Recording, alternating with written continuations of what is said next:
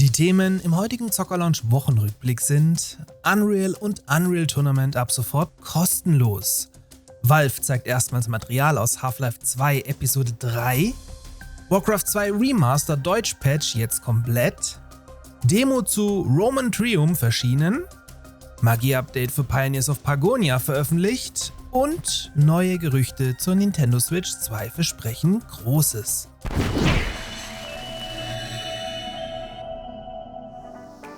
Dieser Wochenrückblick wird euch von Flexispot präsentiert, die mit ihrem Lotus XC6 den perfekten Sessel für Couch Gaming im Angebot haben. Dazu aber gleich noch mehr.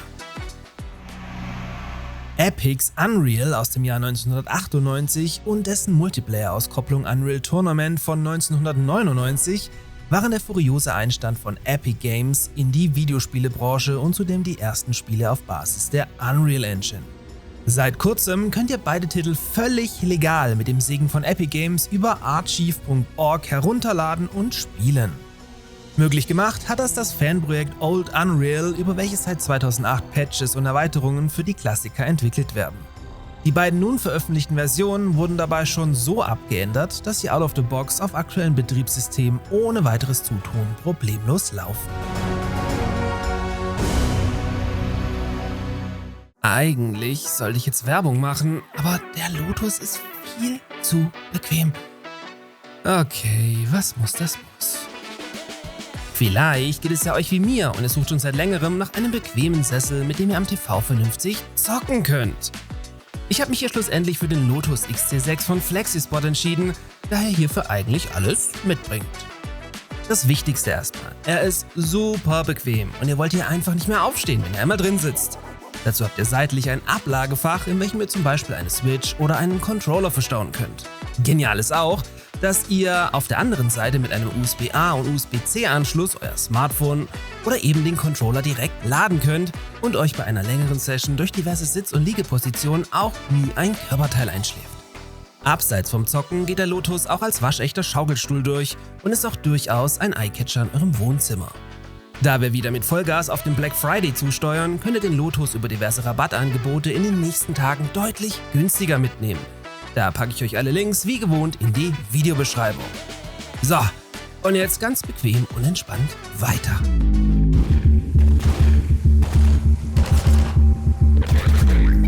Anlässlich des 20. Geburtstags von Half-Life 2 hat Valve zwar immer noch kein Half-Life 3 angekündigt, dafür aber aus dem Nähkästchen geplaudert und unter anderem eine hochspannende Doku zum Titel und dem Unternehmen hinter Steam veröffentlicht. Erstmals wurde dabei konkret auf die abgebrochene dritte Episode von Half-Life 2 eingegangen und sogar Gameplay aus dem letzten Prototypen präsentiert. Angedacht war so zum Beispiel eine innovative Eiskanone, mit der ihr nicht nur Gegner einfrieren konntet, sondern neben Plattformen, um höhere Ebenen zu erreichen, auch Schutzwände bauen konntet, hinter denen ihr euch dann vor feindlichem Feuer versteckt hättet. Man hätte sogar auf selbstgebauten Eisrampen skaten können. Außerdem war der sogenannte Blobs als neuer Feind geplant, welcher auf einer Art Gel-Technologie basierte. Dieser hätte Headcrabs auch verschlungen und euch sogar durch Gitter verfolgen können. Wie man diesen Schleim schlussendlich besiegen konnte, wurde aber nicht verraten. Zudem noch eine Info, die so nirgends steht. Es gab damals 1-2 Jahre vor Half-Life 2, also so um 2002, 2003, einen Hackerangriff auf Valve, bei dem die damals aktuelle Version von Half-Life 2 geklaut wurde und sich dann im Internet verbreitete. Diese Version war nicht wirklich spielbar, enthielt aber bereits das nun gezeigte im Eis eingefrorene Schiff, welches damals in dieser Version begehbar war. Zumindest soweit ich mich noch erinnern kann. Valve scheint jedenfalls mit dem Projekt abgeschlossen zu haben. Die Fans allerdings nicht, weswegen aktuell hartnäckig an Projekt Borealis gearbeitet wird, welches Half-Life 2 dann, wenn auch nur inoffiziell, endlich zu Ende führen soll. The failure was, my personal failure was being stumped.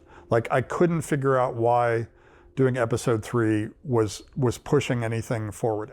Diesen Donnerstag konnte ich euch bereits den sehnlich erwarteten Deutsch-Patch von Misha vorstellen, welcher die Remastered-Version von Warcraft 2 komplett eindeutschte, wie man es eigentlich auch von Blizzard direkt selbst erwartet hätte. Die Mod ist nun final released worden und behebt neben den Sprachfiles auch diverse Schreibfehler von Blizzard und macht zudem auf Wunsch auch Änderungen an der Story rückgängig, die man zugunsten von World of Warcraft eingebaut hat.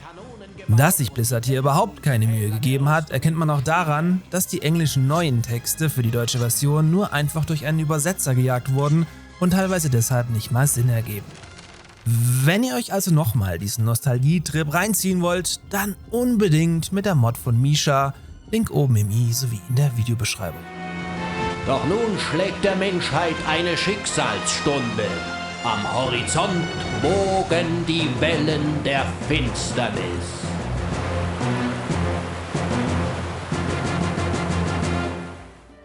Mit Roman Triumph entsteht aktuell bei Core Effect Interactive ein spannender römischer Citybuilder, welcher auf eine große Belagerungs- und Kampfmechanik setzt und euch zudem mit mystischen Kreaturen auf die Pelle rückt.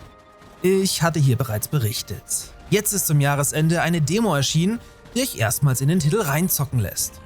Inhaltsmäßig könnt ihr somit bereits jetzt das Tutorial spielen und in einem Szenario ohne Zeitlimit viele der späteren Gebäude bauen und euch dabei einiger Wellen an feindlicher Angriffe erwehren. Roman Triumph soll dann irgendwann 2025 erscheinen.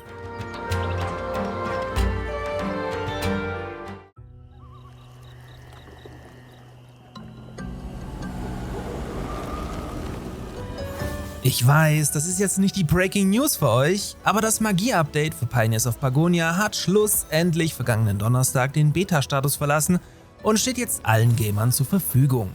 In bereits 2 aufwendigen Videos habe ich euch die unzähligen Änderungen und neuen Features vorgestellt. Das Update ist aber so umfangreich, dass wir uns auch kommende Woche noch vor allem mit dem general überholten Kampfsystem und dem neuen Farmfeldmanagement auseinandersetzen müssen. Am 13.12. wird Pioneers of Pagonia dann bereits 1 Jahr alt. Anlässlich des Geburtstages soll uns dann eine nagelneue Roadmap präsentiert werden, die dann hoffentlich viele neue Infos für uns bereithält. Mit einem Blick auf die alten Roadmaps sind übrigens offiziell noch folgende Punkte offen: Modding-Support, Kartenhinternisse, Deko-Objekte, Details zur Welt und Lore, die Brauerei und das Weingut sowie größere Karten.